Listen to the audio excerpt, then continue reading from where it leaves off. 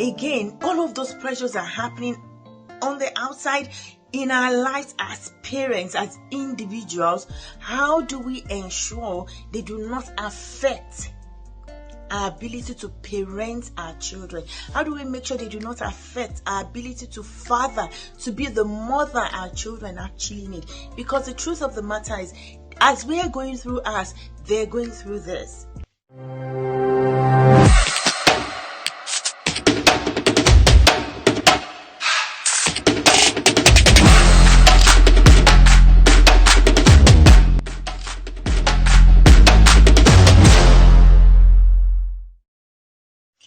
Hello and welcome back to my channel. If you're returning, and if this is your first time listening to me, I say thank you for stopping by. I really do appreciate your time, and for you to listen to me, it means a lot to me. So hello and welcome. My name is Bukola Jolugbo, fondly referred to as Kiki, and I'm the founder of Joshua's Army, where we raise wholesome boys to become wholesome, extraordinary and exceptional men for the next generation. Now, since the beginning of the month of July, we've been talking about discipline, self-discipline in men, in fathers, or in parents, if you wish.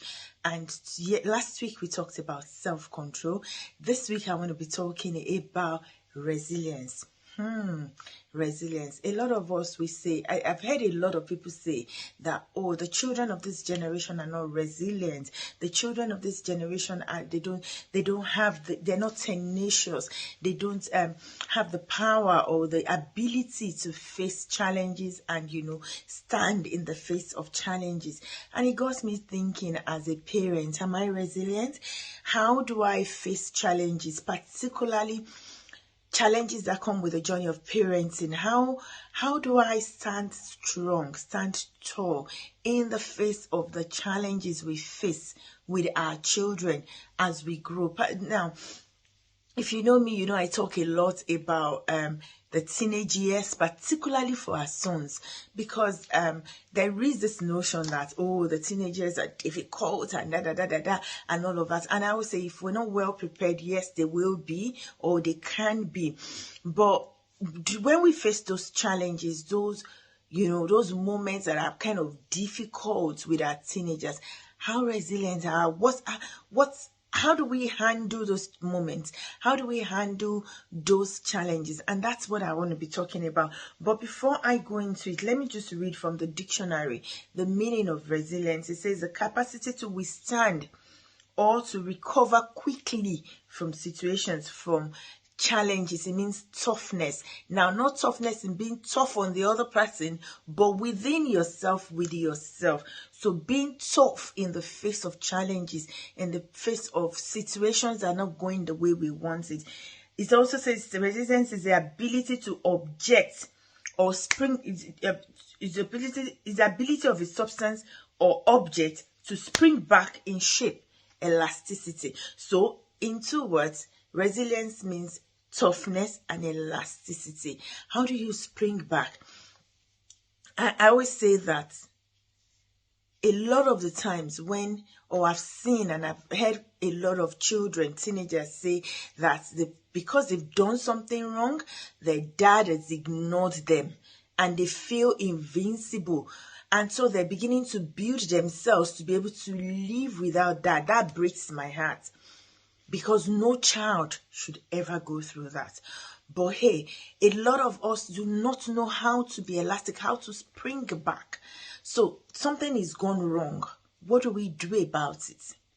Do we remain in that place and ostracize the person and kind of isolate them?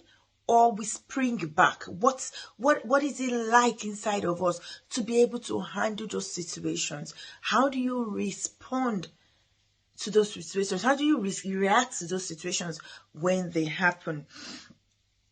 Too often, we as parents, we allow the stress of our day-to-day life interfere with our parenting, with our ability to, be able to live life with our children. So when I say our day-to-day life, I'm talking about the stress at work, the stress around bills, inflation in the UK now, interest rate is about 7%. Wow, you can imagine what that means to, house rents, to mortgages, to bills. The other day, myself and my husband were reviewing our bills, and we saw that our electricity and gas in this house about £250 per month. That's like not up to what some people pay. I think ours is even low because it's just the two of us at home now. And then the boys come in, on visits. They're not like 100% at home anymore. And so it does seem like it's even low. So those things, they interfere with our parenting, with our relationship with our children. How do we separate those things and be able to maximize and enjoy and raise our children? How tough are you in the face of those, challenges? A lot of the times, in fairness, it can be tough. It can be tough, particularly when you don't have the means, to sustain all of these things. Work is going on. In the past couple of weeks, I've been having to get up, get on my desk by 7 a.m. because of the amount of work I needed to finish before a certain date. And it wasn't just me. I remember logging off work a particular day so very late, and I could see one of my team members online as well, working on the same thing I was trying to work on, because we all have different aspects of that, that whole piece to finish up. But again, all of those pressures are happening on the outside in our lives as parents, as individuals. How do we ensure they do not affect our ability to parent our children? How do we make sure they do not affect our ability to father, to be the mother our children actually need? Because the truth of the matter is, as we are going through ours, they're going through theirs. If you've ever thought your challenges are more than your children or your teenage sons' challenges, you need to have a rethink. Because the truth of the matter is, no one is more than the other. As you're going through yours, they are going through theirs. And if you put it on the scale, depending on different ages and stages in life, theirs is even up there than ours. That's the truth. And if we cannot manage ourselves and we expect them to manage themselves, then who is the adult?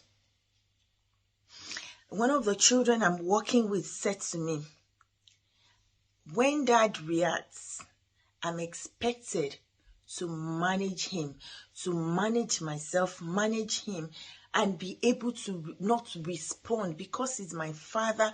I cannot react back to him.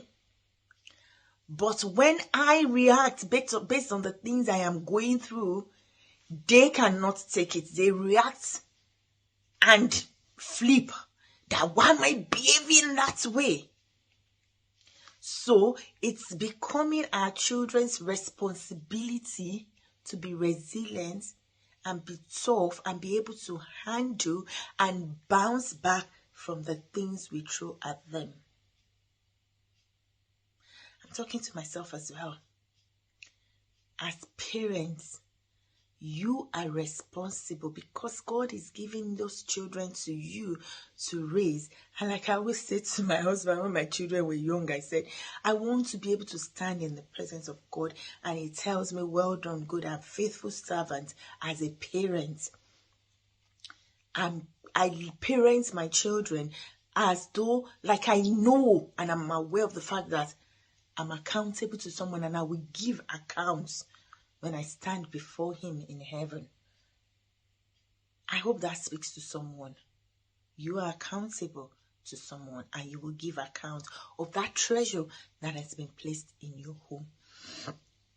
Ways to build up your resilience. I saw something on the internet and I kind of liked it. And it was something around that says stop. When things are going the way that you don't like, the things are becoming too hard, too tough, and I read it on the internet. I can't remember when, but I read it a few weeks ago. And the thing says stop. S for stop whatever you're doing. Stop in the moment. Stop that reaction. at that point in time. And then take a few slow breaths. Take a few slow breaths. Breathe in and breathe out. Take a few slow breaths. My son once said to me that he read it somewhere that says, take 10 deep breaths.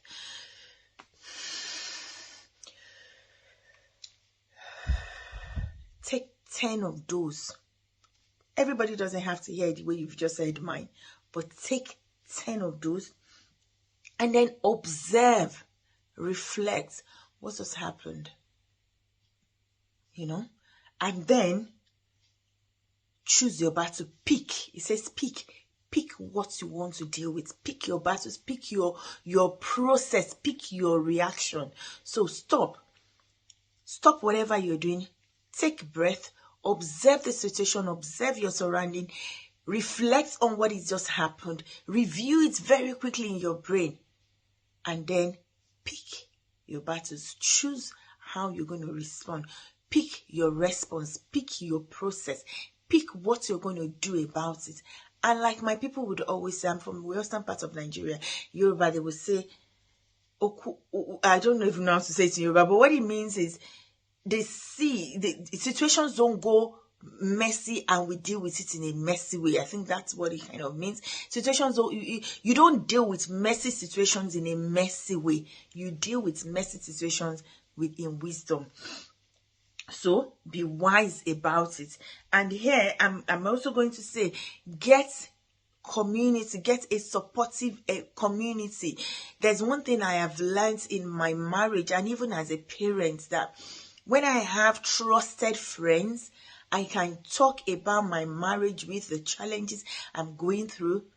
And then even in my parenting journey, it feels good. It helps me to be able to analyze things and hear other people's opinion.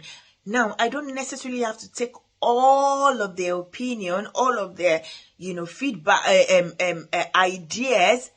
I can see them and, go away with the ones that matter, the ones that will work for me. But get a community, a supportive group that you can talk to, a supportive friend that you can actually talk to and bounce what is happening to you with. And do not be on your own. See, parenting, it's not a journey that you can do by yourself. Speak to people. Don't do it by yourself. And then one thing I like is there was a time that something happened between me and my son, and my son told my best friend, one of my very close friends, and she told him some things that I really didn't like what she said to him. But because my son came to tell me, I told this person this and this is what she said, and I was like, okay, that's fine.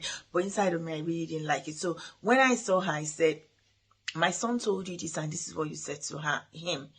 And she said, oh yes. And I said, I didn't really like it. So she explained herself, right?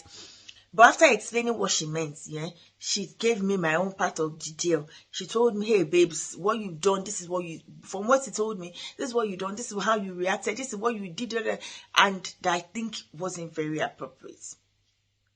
And I said to her, you know what, just leave me, I'm so upset right now. She said, babe, calm down. We need to be able to tell ourselves the truth. That struck me. That statement, babe, calm down. We need to be able to tell ourselves the truth. And whether you like it or not, I'm going to tell you the truth. And she told me. So when I came home, I called my son. I said, okay, based on what happened the other day, I'm sorry. I didn't see it that way. I must have reacted the wrong way, and what I said was wrong. So I'm sorry about it. And then he said he was sorry as well. And then we now talked about it. Community. There has to be somebody in your corner that can tell you the truth. As a wife, as a parent, there has to be somebody in your corner that can tell you the truth. So think about it. Also, another thing you can think about, identify what your triggers are and communicate it with the family. I always talk about that. I always say that a lot of us don't know what our triggers are.